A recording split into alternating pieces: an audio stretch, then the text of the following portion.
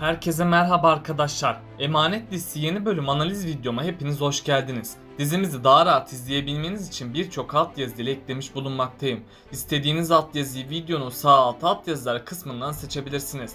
Lafı daha fazla uzatmadan dizimize geçelim. Seher'in konağı terk etmesini istiyorsanız, Yaman'ın Seher'den özür dilemesini istiyorsanız beğeni tuşuna basalım ve kaç kişi olduğumuzu senaristlere gösterelim. Seher Yaman'ı bırakacak mı?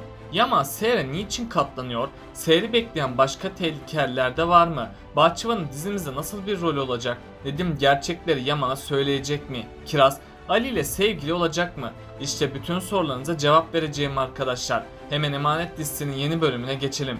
Emanet dizisinin yeni bölümünde Yaman'ın Seher'e güveni kalmayacak. Çünkü en son Nedim sahte dosyaların gerçek olduğunu Yaman'a söylemişti. Yaman da bu durumu öğrenince Seher'e patlamıştı. Ayrıca Yaman İkbal'in aldığı altınları Seher'in odasında bulmuştu. Bu durumda Yaman'ı bir kez daha öfkelendirmişti. Bunun sonucunda da Yaman'ın Seher'e olan güveni gitgide azalmıştı. Önümüzdeki bölümde Yaman Seher'i terk etmek isteyecek ama Yaman bunu yapamayacak. Çünkü Yaman daha sosyal hizmetlerden Yusuf'u geri almadı. Bu yüzden de Yaman Seher'le evli kalmaya devam edecek. Yaman bu süre içerisinde Seher'e türlü eziyetler edecek. Seher ise Yaman'ın bu eziyetlerine sabredecek. Ama Yaman Seher'e o kadar çok kötü davranacak ki Seher'in sınırlarını zorlayacak. Bunun üzerine Seher neden Yaman'ın kendisine kötü davrandığını bulmak isteyecek. Ama Seher bu olanları bir süreliğine daha anlayamayacak. Çünkü hatırlarsanız önceki bölümde Yaman yine ok atıyordu. Tam o sırada İkbal onun yanına gitmişti. Yaman ise İkbal ile bir konuşma yapmıştı. Yaman o konuşmasında gerçekleri kimsenin öğrenmesini istemiyorum demişti. İkbal de Yaman'a bu olanları kimseyle paylaşmayacağını belirtmişti. Bu nedenle Seher Yaman'ın bu öfkesini anlayamayacak. Ardından Seher Cenger ve İkbal'den yardım isteyecek. Tabi onlar da Seher'e olanları söyleyemeyecek. İkbal ve Zuhal ise amaçlarına ulaştıkları için çok mutlu olacaklar. İlk başlarda Zuhal Seher'in konaktan kovulacağını düşünecek. Bu yüzden Zuhal Seher'e şimdilik karışmayacak. Ama sonradan Zuhal ve İkbal Seher'e daha fazla dayanamaz hale gelecek. Çünkü önceki bölümde Zuhal ve İkbal Yaman'ın yanına gitmişti. İkbal ve Zuhal Yaman'a neden Seher'i konaktan kovmadığını sormuştu. Yaman ise onlara sahte kanıtlara inanmadığını söylemişti. Yani Yaman her şeye rağmen Seher'e güveniyorum demişti. Bunları duyan İkbal ve Zuhal iyice çıldıracak. Bunun üzerine İkbal bir süreliğine sessiz kalmayı tercih edecek. Çünkü İkbal Yaman'a bu konuda güvenmeyecek ve İkbal Seher'in hal ve hareketlerini gözlemlemeye başlayacak. Ama Zuhal bu olanlara dayanamaz hale gelecek. Çünkü Zuhal'de Yaman takıntısı oluşmuştur. Onun için Zuhal yeniden Seher'in yanına gidip ona zarar vermeye çalışacak. Seher ise Zuhal'in sözlerinden ne ima ettiğini anlamaya çalışacak. Zuhal de sonunda dayanamayıp Yaman'ın ona neden kızdığını söyleyecek. Seher gerçekleri duyunca kulaklarına inanamayacak. Çünkü Seher Yaman'ın kendisine böyle bir şey yapabileceğine inanamayacak. Ardından Seher bir de Yaman'ın ağzından gerçekleri duymak isteyecek. Bunun sonucunda da Seher her defasında Yaman'a ne olduğunu soracak. Yaman ise sonunda dayanamayıp ona olan öfkesini kusacak. Seher de Yaman'ın bu hakaretleri karşısında ne yapacağını bilemeyecek. Seher ardından Yaman'a kendisinin suçsuz olduğunu söyleyecek. Ama Seher ne yaparsa yapsın kendisini Yaman'a inandıramayacak. Yaman'ın çocukluktan kalan geçmişi bunun olmasına izin vermeyecek. Çünkü Yaman çocuk yaşta çok büyük acılar yaşadı. Yaman'ın annesi onu küçük yaşta yalnız başına bırakıp kaçtı. Yaman'ın babası da bu acılara dayanamayıp kendi canına kıydı. Yaman da bu olanlardan dolayı çok yıprandı. Eğer Yaman'ın annesi ona bu sözleri söylemeseydi belki de şimdi bunların hiçbiri yaşanmazdı. Çünkü Yaman'ın annesi kaçmadan önce Yaman ile bir konuşma yapmıştı. Yaman'ın annesi o konuşmasında sen de baban gibi olma sakın demişti. Yaman da tüm hayatını bu sözler üzerine inşa etmişti. Bu yüzden Yaman hiçbir kadına güvenmiyordu. Seher de Yaman'ın bu sorunu çözmeden onunla evlenerek büyük bir hata yaptı. Önümüzdeki bölümde Yaman Seher'i bir hizmetçi olarak görecek. Hatta Yaman Seher'i en ağır işlerde çalıştıracak. Yaman annesinin tüm acısını Seher'den çıkarmak isteyecek. Seher ise evliliğin bozulmaması için kendisine yapılanları göz yumacak. İkbal ve Zuhal ise Seher'in bu durumunu gördükçe öfkeden çıldıracak.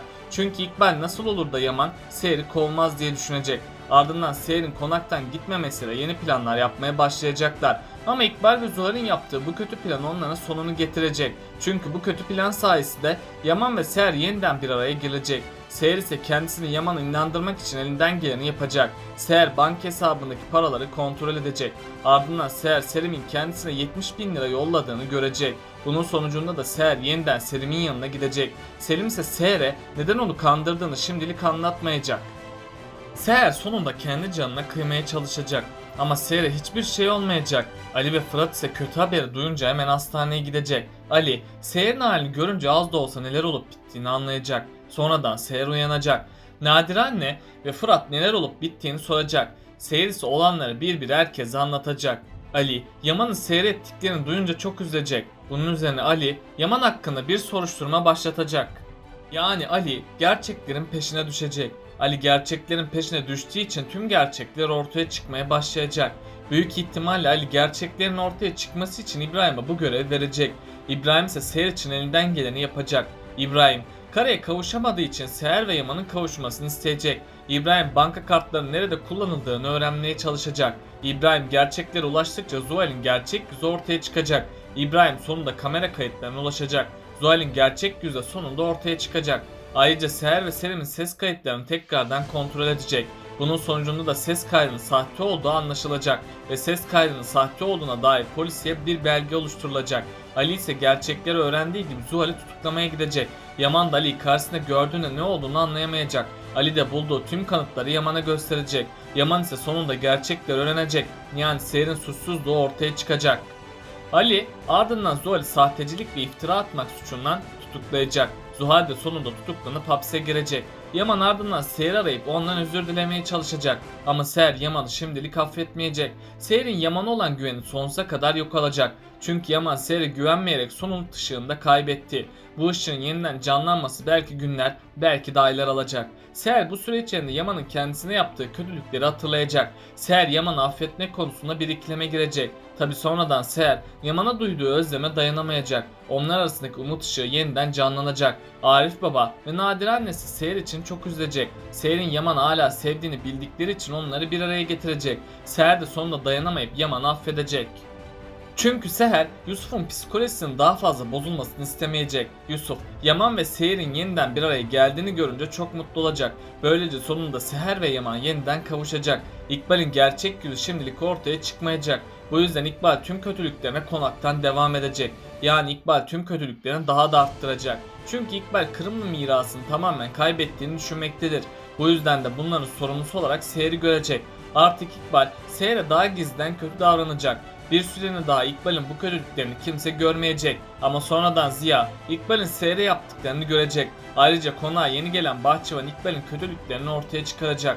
Bunların hepsi üst üste gelince Ziya ve Bahçıvan Yaman'a tüm gerçekleri anlatacak. Yaman'la bunlardan sonra tüm gerçeklerin peşine düşecek. Bunun sonucunda da Yaman İkbal'e hak ettiği cezayı verecek. Yaman İkbal'den şikayetçi olup onu tutuklanmasını sağlayacak. Artık İkbal'in hapiste yaşayacağı zorlu günler başlayacak. Ali yakında Kiraz aşkını itiraf edecek. Bunun üzerine Kiraz ve Ali daha çok yakınlaşacak. Çünkü ikisi de birbirini sevmektedir. Zaten artık Ali ve Kiraz arasında bir engel kalmadı. Çünkü Begüm diziden ayrıldı. Sultanala da Ali ve Kiraz aşkına engel olmayacak. Çünkü Sultanala Ali'nin mutlu olmasını istemektedir. Bu yüzden Ali ve Kiraz yakında kavuşacaklar. Artık Kiraz ve Ali için güzel günlerin başlangıcı olacak. Neslihan'a da en son iftira atılmıştı. Neslihan bu durumu Fırat sayesinde atlatacak. Peki siz Seher'in yerinde olsaydınız nasıl karar alırdınız? Aşağıda düşüncelerinizi bekliyorum. Bakalım siz bu konuda ne düşünüyorsunuz?